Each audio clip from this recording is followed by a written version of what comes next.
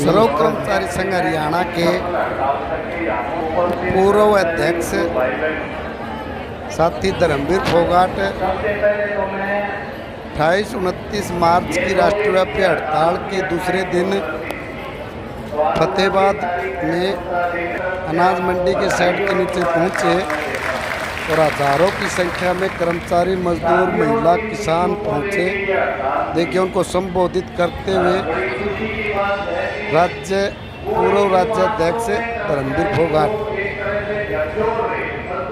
शाम ने मोदी ने के मैं मुंह तकाड़ दिया, तड़का हरियाणा में लेकर आ पाओगा उसका काम पूरा। अगले दिन अफसरा ने काम ला दे हैं। शिक्षा नीति की बात ले लो, शिक्षा नीति का पूरे देश में इस पे कोई खाका भी तैयार को नहीं होया है।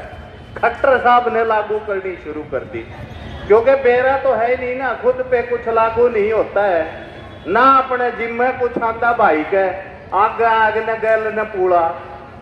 तो जिसी पोजीशन आदमी की होगी, सोच का सतर भी तो वो रहेगा ना। लोगों की दुख तकलीफ दिखाई नहीं देती। क्या कर रखा है हरियाणा में पिछले समय से, बड़े शर्म की बात है। हमारी बहनें 3 महीने से ज्यादा हो गए हड़ताल के ऊपर बैठी आंगनवाड़ी की। बड़ी दुख की बात है, सरकार में जो लोग बैठे हैं उनके अंदर घमंड इतना है, वो सुन नहीं रहे किसी की।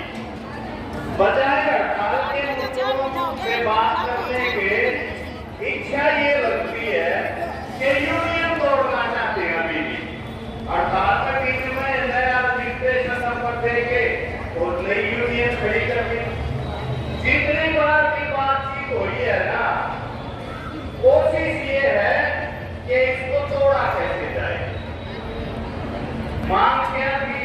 मांग तो केवल इतनी थी कि बच्चों के अंदर की बढ़ोतरी है ना, वो लागू कर दी जाए हमारे ऊपर।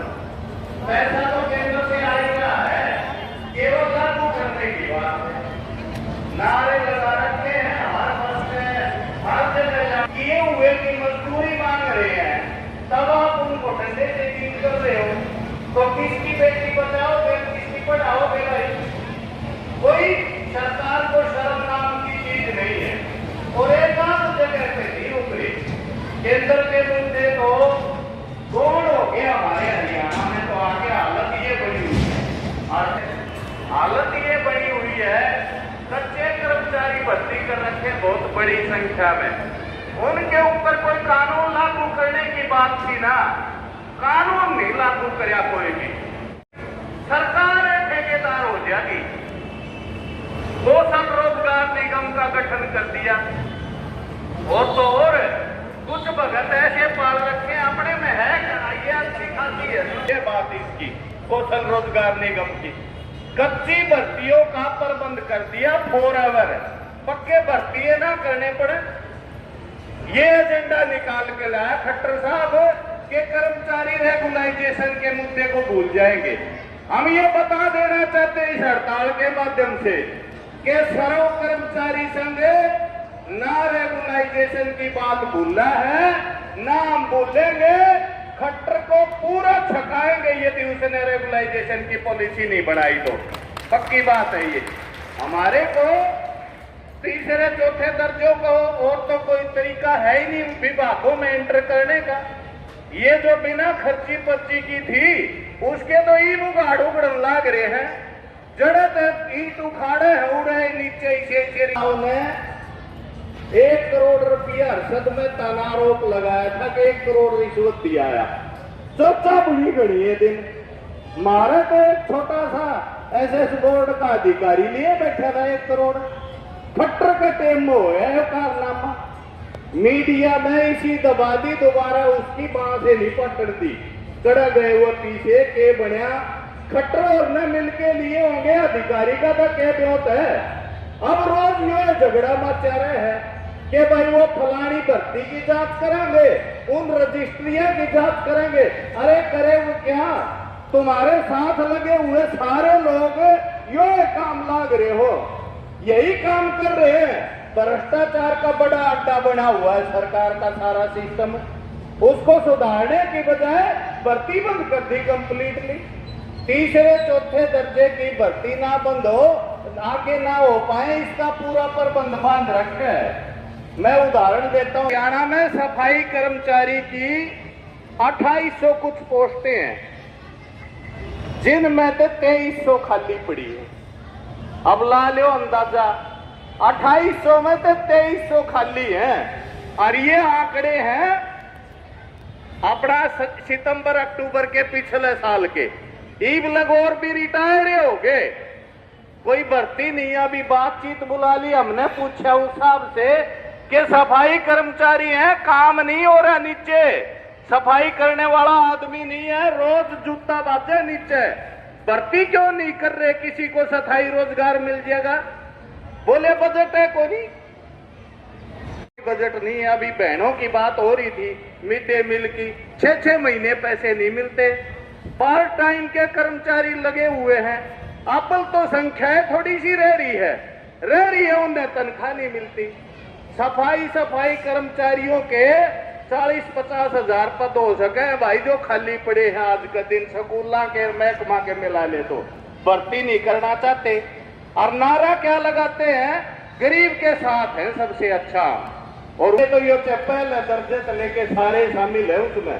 कोई नौकरी में आ भी गया ना तो फिर पेंशन को नहीं उसने। खट्टर साहब बड़ी शान से कह रहे हैं, दूसरों का भी उदाहरण हमारे साथी दे रहे थे। अब वो बता रहे हैं कि भाई आपको पेंशन नहीं मिल सकती, अड़चन नहीं है वैसे पेंशन मिलने में, देना चाहे ना तो अड़चन नहीं है। किसान का आदमी होता होगा भाई, क्या हैसियत होती होगी।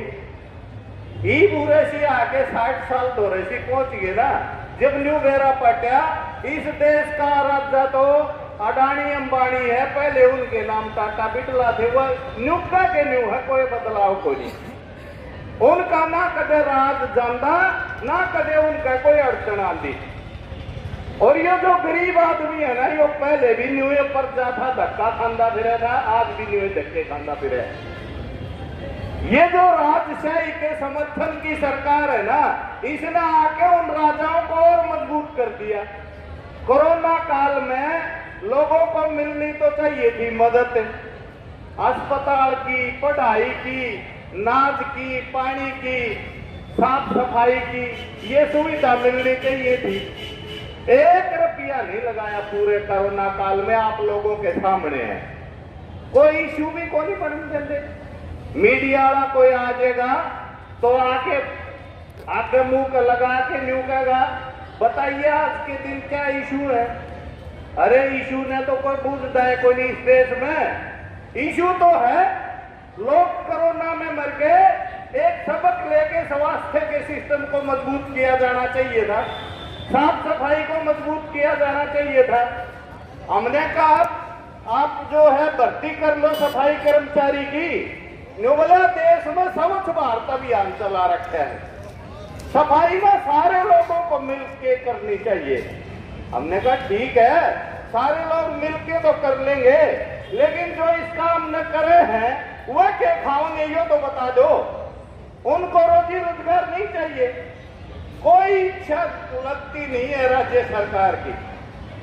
कानूनों में बदलाव कर रखा है, ऐसे कानून बना दिए जो मजदूर कर्मचारी को सिद्ध है हर लेवल के ऊपर। खट्टर सरकार बड़े शान से लगी हुई है इस काम में। पूरे देश में ऐसी स्थिति बना रखी है, पहले कौन थी सुनवाई, न्यू कहे प्राइवेट सेक्टर में मजबूत करागे। अरे प्राइवेट सेक्टर को मजबूत कर लो, लेकिन गरीब आदमी की सुनाई की भी कोई जगह चाहिए कि ना चाहिए। बदल के 4-5 लेबर कोड बिल बना दिए, 44-50 थे, जब न्याय को नहीं मिला करता, एक एक चीज की व्याख्या की बाकायदा, आकिया गड़बड़ कर देगा तो इसकी यो दंडर, इसका यो छोड़ देगा। अब पूरी तरह से उसको बंद कर दिया लिफाफे को कि मजदूर जाना है, उसका काम जाना है, बाहर से पैसा आओगा या उड़ाड़ा पैसा लगा होगा, उसको तंगी नहीं आने दी जाएगी, उसके जिम्मे कुछ नहीं रखा जाएगा। यो पेंशन उठाए कदम है। इसकी मांग बढ़ती प्राइवेट सेक्टर में, इसलिए सरकारी कर्मचारी भी वंचित कर दिया इससे। एक तो जगह देश में लोगों ने रोड़ा राड़ा मचा के कुछ राज्य सरकारों की है घोषणा, अपना हरियाणा में तो अपना बाट भी नहीं देख सकते भाई। जब तक सरकार की नाशबंद नहीं कर दी जाएगी ना, तब तक संभव नहीं है। लोगों के साथ हो रहा है आज आए दिन ये खिलवाड़, ना स्वास्थ्य का ना पढ़ाई का। अब आंगनवाड़ी की बहनियां तो हड़ताल पर जा रही हैं, पिछले 3 महीने से ज्यादा समय हो गया। नया सेशन शुरू हो जाएगा, पहली दूसरी की क्लास की छुट्टी कर दी स्कूलों में तो वहां नहीं लगेंगी अब वो कक्षाएं। मास्टर कौन होगा, कैसे उसकी पढ़ाई होगी? बोले एनजीओ पढ़ा दिया करेगा।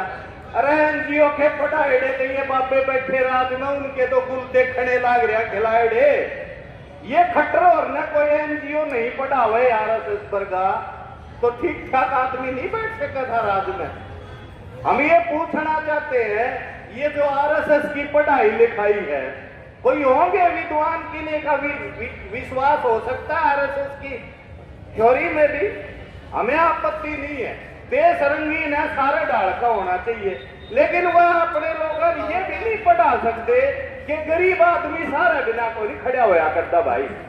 पोता पेटा हो ना, उसका भी टेह लगानी पड़े जब वो सीधा खड़ा रह सके है।